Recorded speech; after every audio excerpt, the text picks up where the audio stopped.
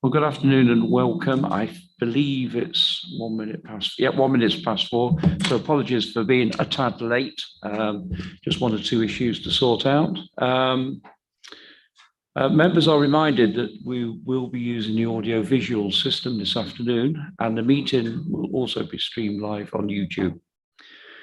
The Chief Executive is joining the meeting remotely. There is a quick reference card placed on the desk in front of you, which provides instructions on how to use the basic speaking function of the microphone. Members are asked to physically raise their hands in the usual way to indicate they wish to speak and to use their microphones when speaking for the benefit of all present.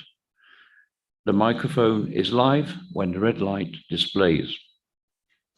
Please switch mobile phones to silent. I will now provide a reminder of the evacuation procedure. In the event of having to evacuate the council chamber, please leave by one of the 6 emergency exits around the sides of the chamber. Please assemble at the far side of the front car park, nearest to the park entrance. Officers will be on hand to assist persons who require any assistance. Members, there is legislation that allows the public to film, record, or use social media at a council meeting. This must not be disruptive to the good order of the meeting, nor include any filming or recording of the public seating area. So we move on to the agenda. I presume there's no apologies for absence. I think everyone's here. Thank you very much. Minutes, I'm very happy to move the minutes of the Cabinet meeting held on the 13th of October and the 2nd of November. I look for a seconder. Mr. Chairman, I'll second both of those. Thank you. Thank you very much, Malise. Any issues raised by members? No, thank you very much. Declarations of interest. Invite Cabinet members who wish to do so to make declarations of interest in respect of any items on the agenda. I would just do my normal one, which is I make a personal interest as a member of Leicestershire County Council. Item 4. Chair. Yeah, I'd just like to, sorry, I just noted, I would just like to declare an interest in the agenda item number 4, the Melbourne Community Lottery. I am the secretary of Frisbee Hobby and Rotherby Cricket Club, and we do benefit from that service. Sorry, Chair, can I also say that, can I also indicate interest in item 4, as I do work for the Learning Hub, which has had previously lottery funding. Guidance, is that personal interest? I think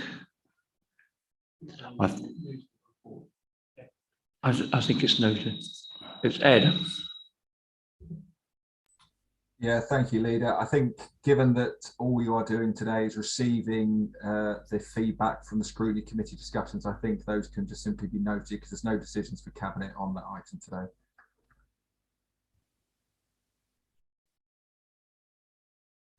What he said is basically, as you're just receiving comments from scrutiny and you're not actually making any decisions on that, then that's fine. Okay, members, thanks for raising this. At least we've got clarification from the Chief Exec. So we move on to item 4, matters referred from Scrutiny Committee in accordance with the scrutiny procedure. I do understand that Councillor Child, who is Chair of Scrutiny, is sadly in hospital this afternoon, at least anyway, and hopefully he'll be out very, very shortly. He did try to ring me, but just before the Cabinet meeting started, but unfortunately I just couldn't take the call. So if you're watching, Bob, get well soon and be with us. So we move on to this, and I see the senior Adam, you're going to present a brief introduction for us on this. Yes, good afternoon, members. As you may remember, the first report on this subject was presented to the Scrutiny Committee on the 7th of January 2020. Now, the members of the Scrutiny Committee at the time raised concerns which were presented to yourselves on the 17th of June 2020, And it was at that meeting, it was agreed that efforts would be made to increase participation in the lottery, and that an update report would be presented in 12 months from that date. Now, in the end, it was a little longer than 12 months, but an update report was presented to the Scrutiny Committee on the 5th of October 2021, and members of the committee discussed and debated the contents of the report, and it was decided that the comments would be forwarded to you, the Cabinet, for your consideration. It is those comments you have in front of you today. Now, scrutiny members recognise that the lottery has been well publicised during the 12 months or so, and it has the potential to grow, but concerns were raised in regards to the cost of officer time in running the scheme, and whether the lottery still represents good value considering the financial challenges facing the council. However, having said that, the mood of the committee was positive, particularly in relation to the progress that has been made in increasing the number of participants. And that concludes my introduction. Thank you very much, Adam. Alison, you got anything to say? Just like to thank the Scrutiny Committee for looking at the lottery and for their comments and recommendations. I've read through the comments that were made, and I think they're valid and worth taking on board as we go forward. So I'm happy to accept that it's a good report from Scrutiny on that. Thank you. And this goes to full council, am I right? Or wrong? It doesn't go to full council, no, okay. So, Alison, are you effectively, I will confirm, note the recommendation in this case, isn't it? Yep, sorry. So obviously we'll note the recommendations, and certainly just to reiterate what Alison's done, thank Bob and the committee for the work that has succeeded on this. I know it's been an issue Bob in particular has been quite interested and keen on, and it was quite advantageous that he was in the chair for that point in time.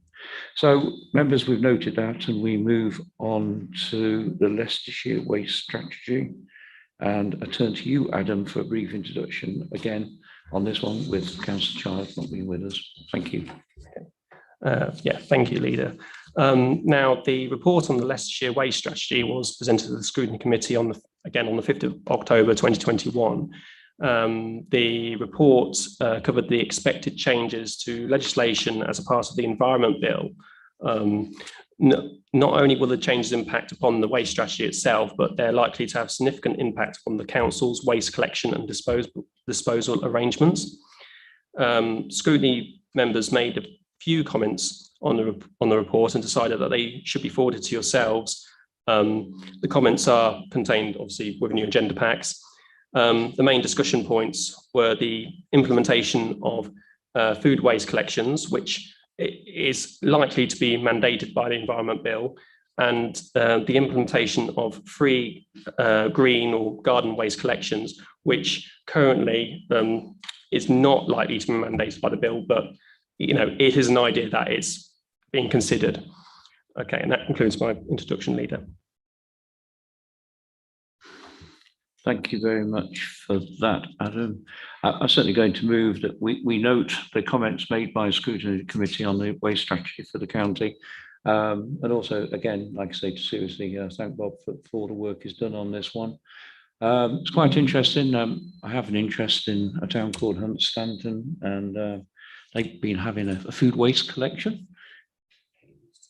Ed wants to come in, okay. They had to suspend that when the COVID regulations came in, and I understand they have no great appetite because of the cost of it.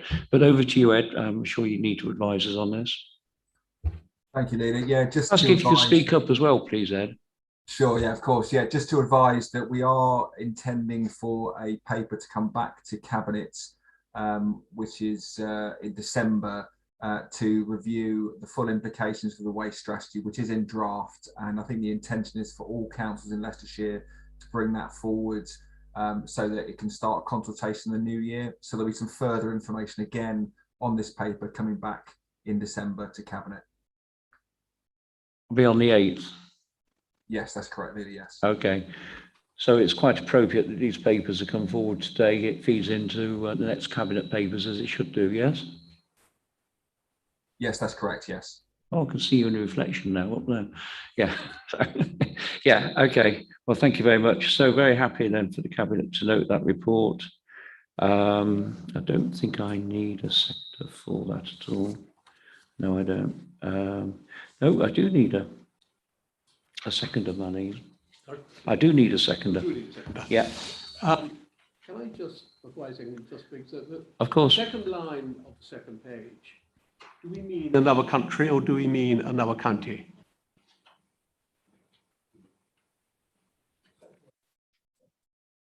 Or both? I was going to respond. Is that in your, that's in the comments, isn't it? It means another, yeah, it means another country. Yeah. With that, no, I have much, I second that, Mr. Leader.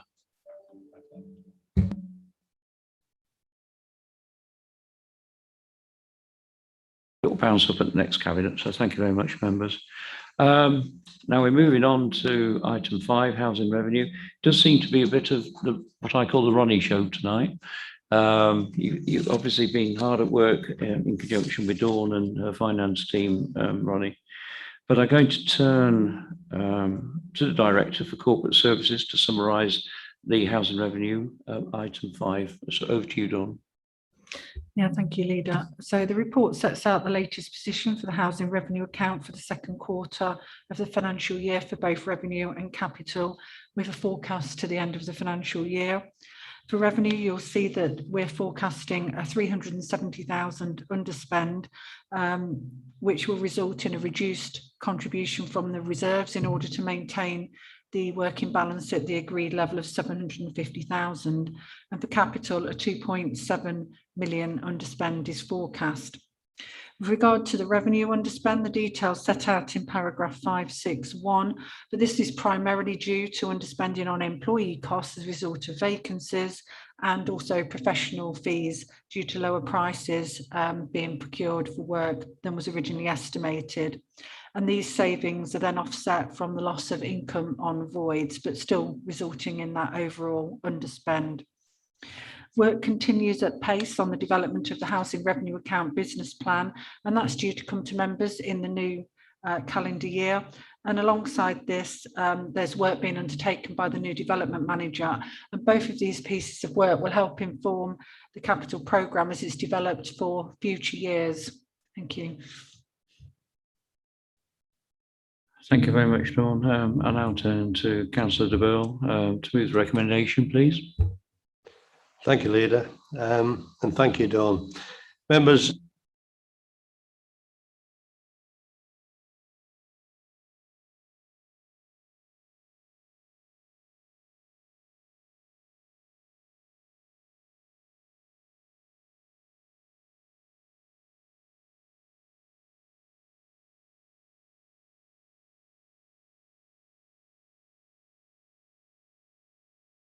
delivery of projects, I believe an element of over-enthusiastic budgeting may have played a part.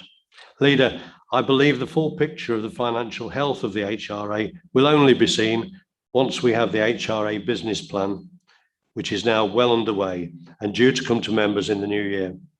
The business plan, when we have it, will be critical to informing the future strategic direction of the HRA and the affordability of any plans that come from it. Future revenue and capital budgets will then be set and properly considered alongside a long-term financial plan. I look forward to seeing the end of the year output figures, and I'm happy to move that we accept the recommendations at 2.1 of this report. Thank you. Thank you very much, Councillor de Burle. I move to Councillor Graham. He's obviously got a query. Yeah, I have 5.7. Councillor, late invoicing. It's that whole paragraph, the figures shown in Appendix A at the end indicate the year-to-date underspend, which is partially due to budget profiling, late invoicing and expenditure.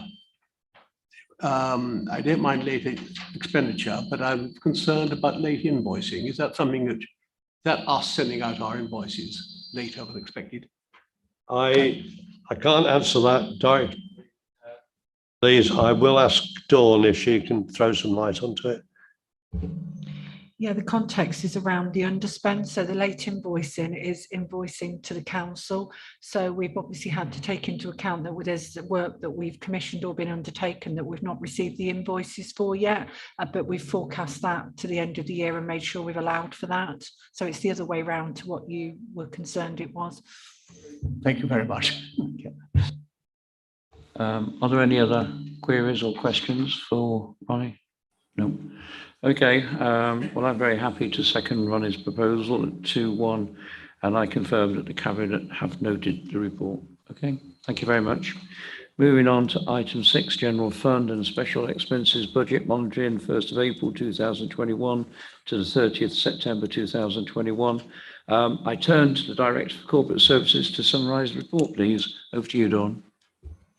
Yeah, thank you, Leader. So again, budget position to the end of Q2, but this time for the general fund, both general and special expenses, and again, incorporating both revenue and capital spend, including a forecast to the end of the financial year. It also incorporates the impact on the council's finances of responding to COVID. With regard to general expenses, the forecast is an underspend of around 193,000, and for special expenses, Melton Mowbray, an overspend of 11,000. With regard to capital expenditure, budget holders are forecasting the spend in line with the budget. However, I think it is likely that some projects will roll over into next year, particularly for those larger projects such as the Asset Development Programme, and of course the budgets then will be rolled over at the year end into next year. The reason for the sizable underspend on general expenses is primarily due to the COVID contingency that was set aside.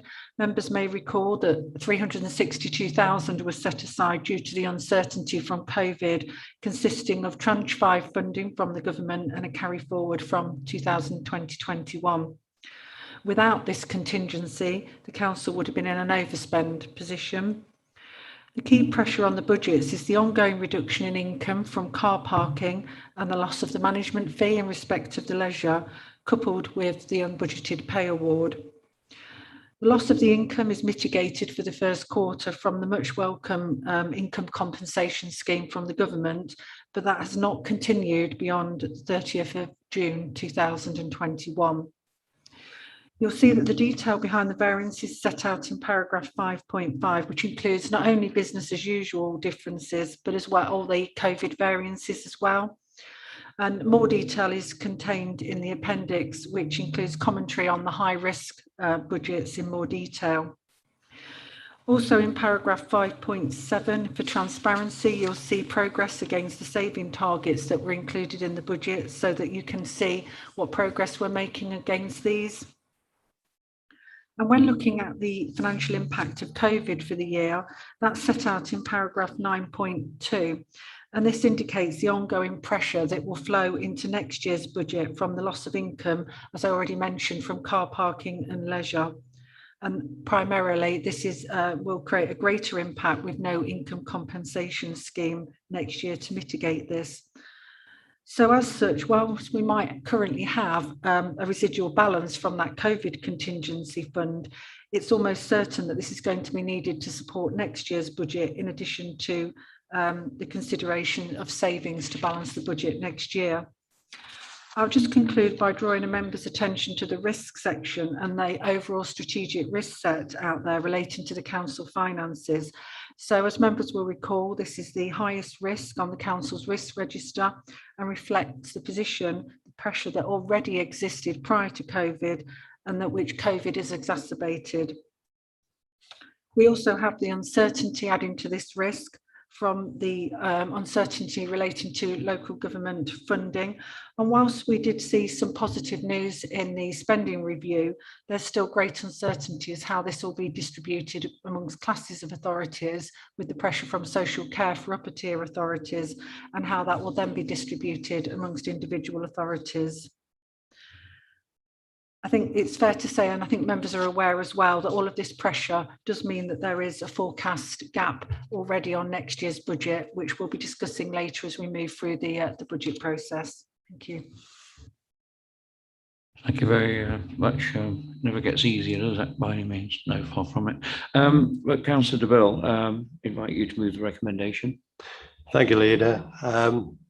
Yes, to actually reiterate everything that our Director for Corporate Services has said, this report clearly illustrates the financial challenges the Council continue to face due to the ongoing impact of COVID. And whilst it delivers the forecast underspend on, as Dawn has said, on the general fund for this financial year, it must not be forgotten that it has only been made possible by incorporating the savings shown in the table at 5.7 on page 38 into the budget, and by fully utilising the COVID contingency budget of £362,000 and the additional lost income compensation support shown in the table at 4.11 on page 34. These factors, Leader, I believe, dictate that we must remain very cautious in our aspirations for the time being, because outlined in the body of the report, significant shortfalls in income, as Dawn has said, will continue into next year. And we already know that setting a balanced budget for 22-23 will be very challenging. Like it or not, members, hard decisions will need to be made to secure the Council's financial sustainability as we move forward. I believe it's important that we're prepared for this, ready to take any difficult decision so that we do remain financially sustainable and able to deliver against our core priorities and responsibilities.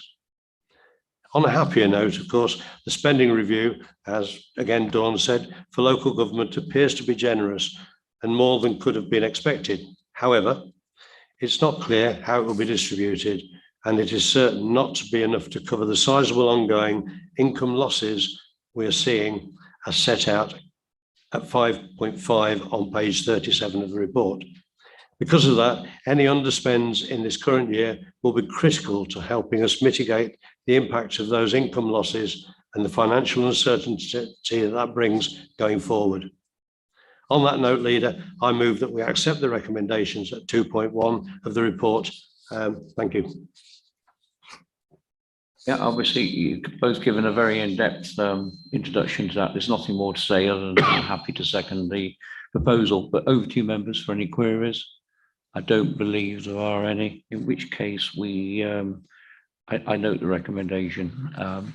And move on to the next item, item 7, Treasury Management Mid-Year Report 21-22. Hand over to the Director for Corporate Services to summarise the report, please. Yeah, thank you, Leader. This mid-year report will be presented to the Council meeting in December, and it's brought to Cabinet for scrutiny prior to going to that meeting. As well as setting out the revised position for 2021 against a range of Treasury management indicators, the report provides an update on the economic position. The impact of COVID has continued to impact on investment returns, but the Council is performing well in comparison to other local authorities. The report references the current consultation which is underway on the Prudential Code aimed at addressing the risk arising from commercial property acquisitions, and I'll make sure that an update comes to members when the outcome is known. And this is also likely, as well as the restrictions that might be imposed from that review, to have a significant impact on Treasury management operations as well as the strategy. Thank you. I invite Councillor de Burle to move the recommendation, please. Thank you, Leader.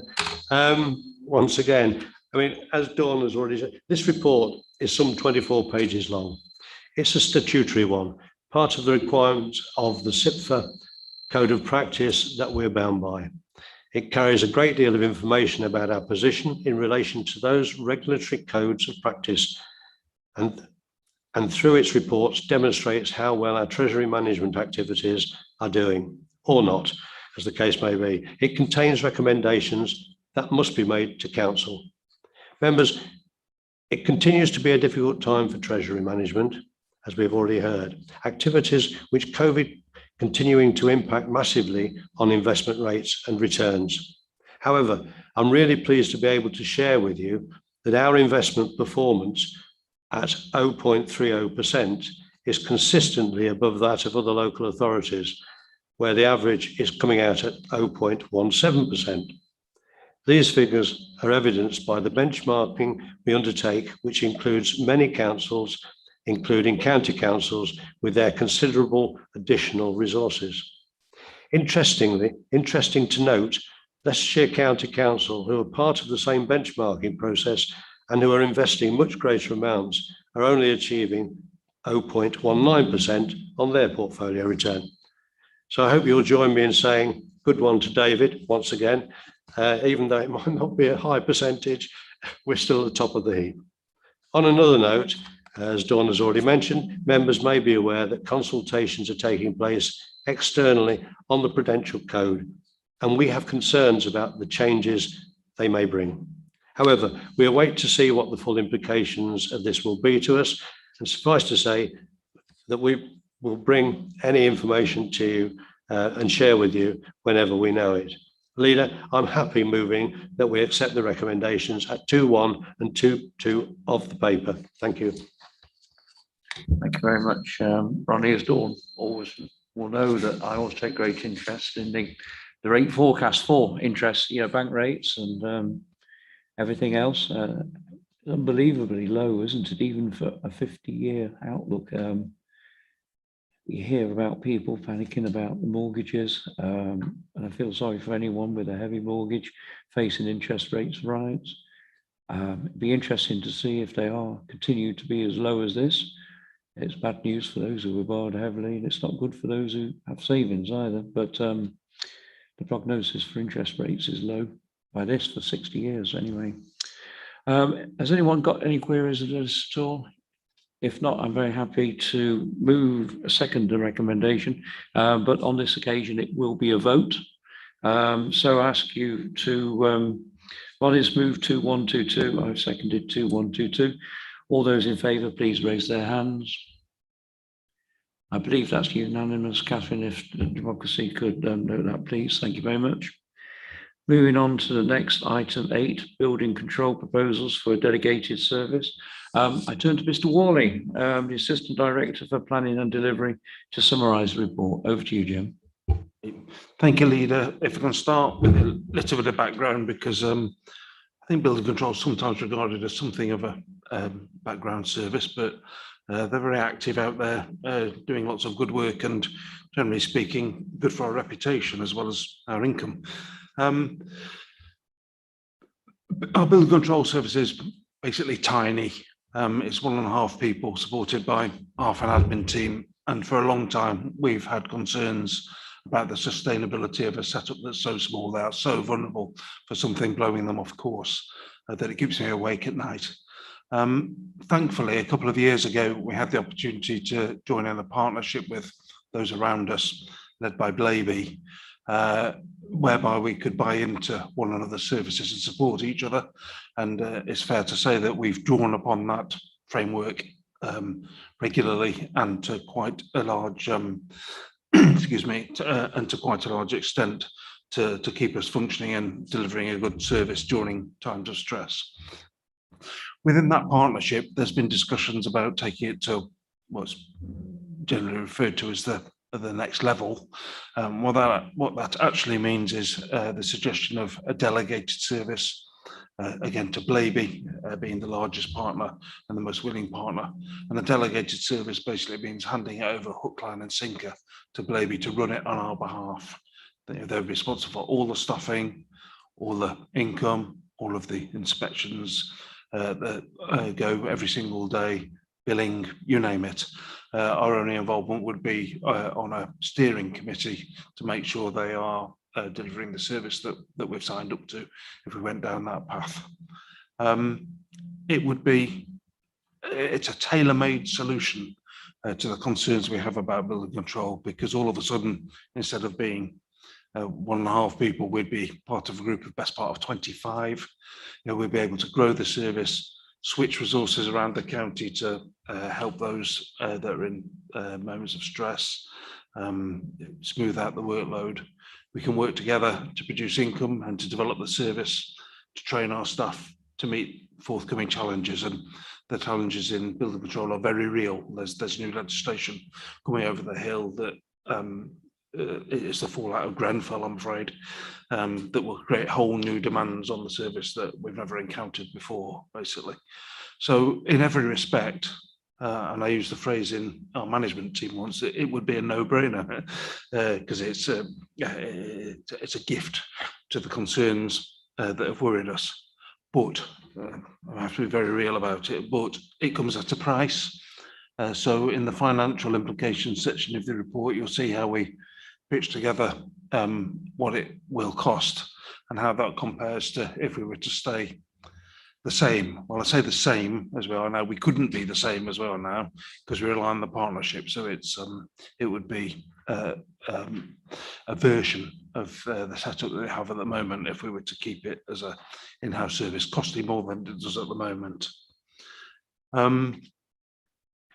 In the immediate term, that would cost us money, and to an extent that couldn't come at a worse time, could it?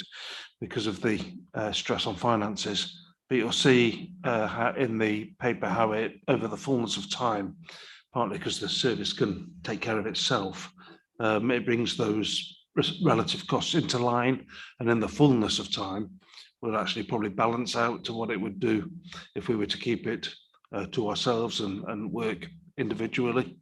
And with all the benefits that I've just outlined about supporting the services and its future development, therefore consider that's a price worth paying. It's only fair for me to point out as well, there would be a one-off sort of joining cost of just over 21,000.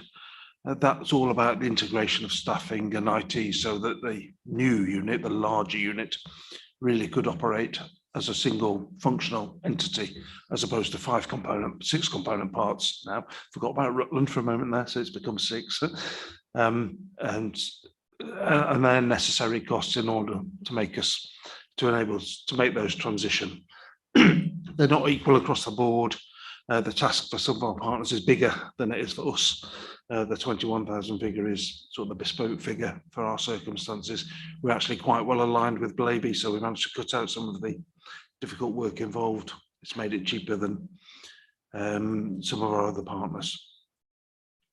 So we're recommending that this is the way forward. A delegated service is a decision reserved to council. So the recommendation to you today is actually to recommend to council that we take this step and authorise that change and the procedural elements that follow around HR issues, contractual issues. There would be a partnership arrangement underpinning this, and indeed that expenditure that I've just described. Thank you very much, Mr. Worley. I turn to Councillor Bindloss, portfolio holder for growth Regeneration, to move the recommendations. Over to you, Rob. Thank you, Leader. Members, I see this this proposal as one that is future-proofing for our building control. This delegated service, as Jim has already said, proposal for will enable us to work with 6 other local authority areas, give us a lot more power. This would supersede our current in-house building control, as Jim has already said, provision, which employs just 1.5 full-time personnel who will be 2P'd across, I'm assuming, or no, should this be approved. And I think that that actually is the real clincher, 1.5 people. Given our current building control staffing levels, this proposal that we're putting forward will enable us to continue to and potentially improve as well our capacity, our capability, and particularly our resilience to continue delivering this service in the manner that we would want it to be. It may also enable us to be competitive with alternative suppliers, approved private inspectors, better opportunities potentially there. Whilst we're always mindful of the need to keep expenditure down there, as Jim has said, will be an initial startup cost. But I do see this, as I say, as being something that's going to set us up for the future. And with that in mind, I'd like to suggest, ask that we move this recommendation and approve 2.11, 2.12 and 2.13. Thank you very much, Rob. Are there any questions at all? I'll just say a few words because this is going to go to full council, as Jim said. So I won't say a lot, but yeah, as most of you know, those on Facebook know I'm 70 now anyway.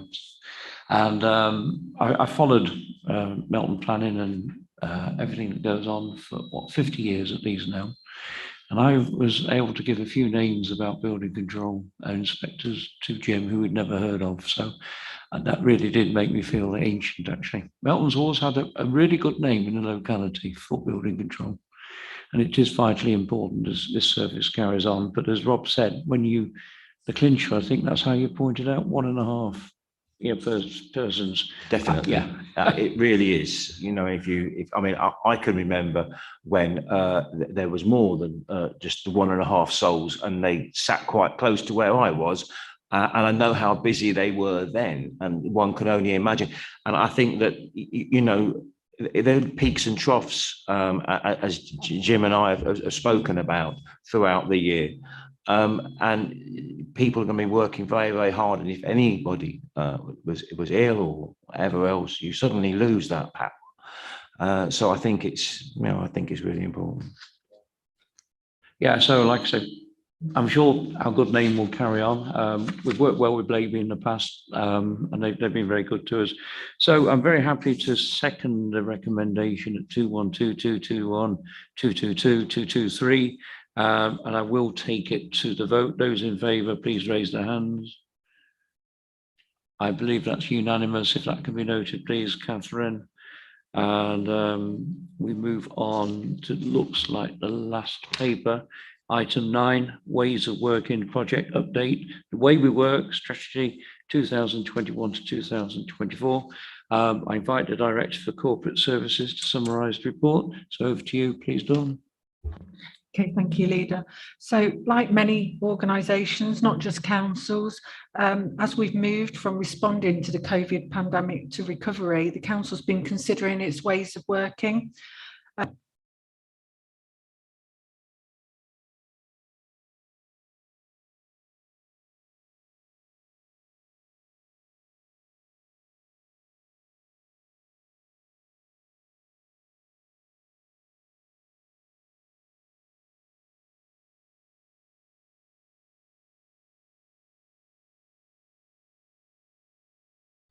Over the past 18 months, it sets out how we will learn and develop and ensure we have the right people with the right skills and the behaviours to deliver against the council's strategy, corporate strategy, over the next 3 years. You'll see in the documents there's a supporting action plan which underpins the strategy. Some of that detail is, of course, business as usual, but the strategy will direct and inform the direction that takes. The behaviour framework and the hybrid working model, which sits beneath the strategy, is in the process of being rolled out across the council as we engage and work with staff. The strategy also links with associated IT projects and also work on asset management development to ensure that we maximise our assets. It's an ambitious programme with the majority of the work being undertaken within existing resources. Thank you. Thank you very much, Dawn. I turn to Councillor de Burle. Portfolio for Corporate Finance with recommendations. Over to you, Ronnie. Thank you, Leader. And once again, thank you, Dawn. Members, there can be no doubt that COVID has made the world a very different place. All that the new world presents many opportunities for employers and employees alike. Members, this report seeks to bring into fruition work that has been undertaken and previously discussed at the joint working group on proposals for a new hybrid style of working. If implemented, or when fully implemented, it would put the council at the forefront of modern ways of working, the ways that work for our employers, as well as bringing benefits in terms of more efficient use of our assets. I understand there is still much work to be done as we take forward the behaviour framework and hybrid working model and all the associated HR work that will need to be done over the next 3 years. There will also be the supporting work within IT and property to support this new working model. The council has demonstrated over the years that it embraces change and can adapt rapidly to changing circumstances. This is an ambitious programme for our teams, and one which I am pleased to see that yet again they are rising to the challenge and embracing those new ways of working. And I trust our fellow councillors will support the strategy when it is presented to council in December. Leader, I have no problem with moving on the proposals at 2.1 and 2.2 of the paper. Thank you. Thanks, Ronnie. Malise. Thank you, Leader. I welcome this paper. We've got to work in a new way. But I don't feel that it acknowledges the fact that we are actually a very small council. Maybe larger councils work like this. And there's a lot of reference to team working. But actually, I like to think of the whole council as a team, and I can't see how mini teams can work together to produce a sort of a council face. I feel it's lots of little bits. And I can't see from this how they actually are reflected. And I believe that is very important for our sort of council, where we have so many different facets and so many different people working across teams. And as someone said, it is the water cooler culture, where you can actually talk to someone off the record about something which doesn't possibly attend, and that has its benefits. And I just can't see those benefits being reflected in this report. And as you say, it is still work in progress. And I would like to hope that somehow the work that is going to be progressed will just look at the bigger picture so that we can all sort from the council down rather than just the team working. Thank you. Thank you, Malise, for that. I mean, I have some concerns, I have to say myself, and I think everybody does. When you move into a new area and venture, then there are always things that need ironing out and sorting. In terms of the what you refer to in terms of the intermingling of teams or the combining of meshing of teams, I haven't personally considered that as being a negative. And I'm sure that Sarah Jane, who manages our HR, doesn't think so either, otherwise she would have raised it. As a council, we may be a small council, but and we do have different teams, but they're operating very different areas, and they seem to mesh together okay now. I agree with you that there are certain things. This is an evolving situation. I think there's still, as it says, there's still more work to be done on it over a period. We're looking at over a period of 3 years before we probably get it fully implemented. We have to start somewhere, and of course there will be things to learn as we go along, and I'm sure that they will be ironed out as we move forward. I hope that answers your question. Thank you. Thank you very much. Thank you. Oh, Ed wants to come in apparently. Over to you, Ed, and if you could speak up again, please. Yeah, hopefully you can hear me. Yeah, just to offer some assurance, really, one of the pieces of work that is still to be done, but is very much part of the plan, is to look at the various team charters and make sure we've got real clarity on how they interact with each other. And it may actually be we want to create almost one Team Melton charter, which recognises the points that Councillor Graham makes, which ultimately we are one team. We might have different responsibilities, may have different roles and different services that we deliver, but actually we still come together as one team. So that's perhaps something we can take away and build into the work programme to give that assurance, because it's absolutely key that we do stick together as an organisation. And I completely agree the point about being a community and one that is very interpersonal, I think is one of the defining features of Melton Borough Council, and something we certainly do not want to lose. So I can offer that assurance, Leader, we'll take that away. Thanks, Ed. Well, this goes to full council, obviously, and I look forward to the debate there. I'm very happy to second your recommendation, by the way, Councillor Burle, at 2122. I will keep what I've got to say until that debate at full council, if necessary. It goes to the vote. So all those in favour of the recommendation, please raise your hands. Unanimous again, Catherine, please, if that could please noted. I believe that brings us to the end of the agenda. Adam, am I correct? Okay, Yeah. Well, thank the cabinet, thank the officers for the preparation for the cabinet meeting and the papers, and thank for those who are watching for tuning in, and we'll see you next time. Bye bye.